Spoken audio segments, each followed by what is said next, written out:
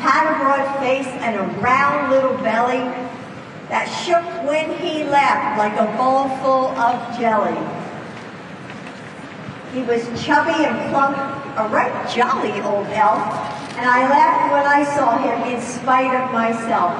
A wink of his eye and a twist of his head soon gave me to know I had nothing to dread. Every Christmas morning, I make my mother's chile relleno recipe. And so that's kind of our Christmas morning tradition. I eat it. And I love to cook and he loves to eat. So it works out quite well. Perfect. That makes for a good marriage. Perfect marriage.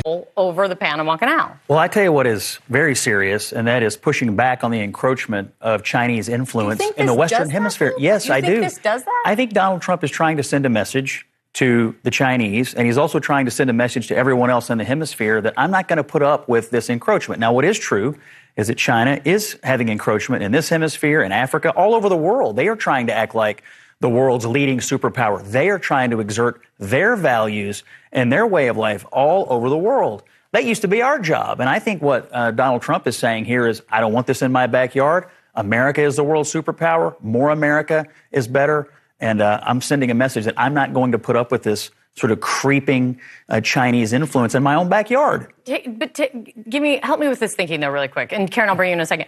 Mm-hmm. But if it angers Panama, if it hurts relations with Panama, the calculation is it won't, and it doesn't matter. Do I care if Panama is angry? What is Van Halen going to come and be upset about it? I mean, honestly, I need them to understand, and Donald Trump needs them to understand that we are the dominant superpower in this hemisphere, and he needs to have a conversation with them about that, and I hope that he does, and yes, they are an ally, but this is a vital thing, this Panama Canal, but I'm just telling you, the encroachment of Chinese influence around the world must be stopped, and if Donald Trump's getting serious about that, that's a good thing.